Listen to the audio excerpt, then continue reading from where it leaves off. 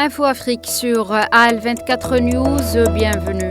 Le président algérien Abdelmadjid Tebboune a réaffirmé hier la poursuite du soutien de l'Algérie aux causes justes dans le monde, notamment la cause sahraoui. Le président Tebboune a réaffirmé la position constante de l'Algérie à l'égard de la question du Sahara occidental, soulignant que cette position ne changera pas tant que le peuple sahraoui n'aura pas exercé son droit à l'autodétermination. Cette position ne revêt aucune animosité envers une quelconque parti ou un État, précise le président, et de rappeler que la question du Sahara occidental est inscrite au niveau de l'ONU en tant que question de décolonisation et que son dossier est soumis à la commission onusienne de décolonisation. Le président Tebboune a rappelé enfin que l'idée d'autonomie est une idée française et non marocaine, et nous le savons depuis des décennies, a-t-il soutenu.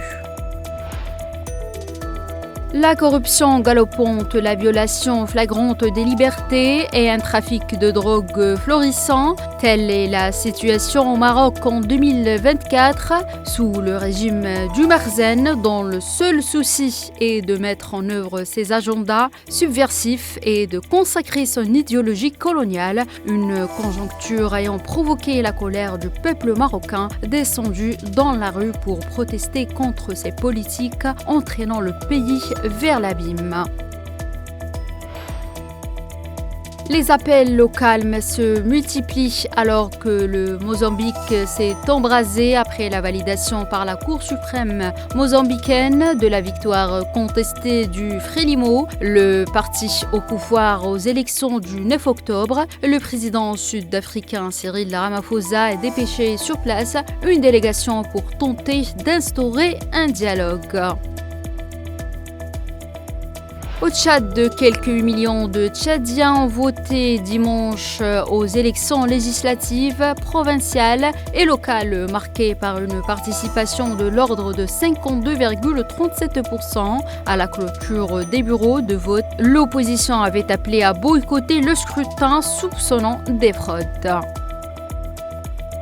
Le gouvernement soudanais a rejeté hier un rapport soutenu par les Nations Unies ayant déterminé que la famine s'était propagée dans 5 régions du pays après 20 mois de conflit opposant l'armée gouvernementale aux forces de soutien rapide. Par ailleurs, l'envoyé au Soudan de l'IGAD, bloc de l'Afrique de l'Est, a annoncé ce lundi prévoir une visite en janvier dans ce pays où il tente de faire office de médiateur un an après que le gouvernement loyal à l'armée a gelé ses relations avec cette organisation. C'est la fin de cette édition africaine. Merci de l'avoir suivi.